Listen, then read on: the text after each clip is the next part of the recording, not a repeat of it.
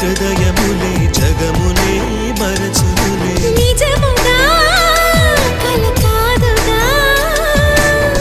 నిజమే నిజమే కలలాంటి నిజమిదే అడిగా బ్రహ్మ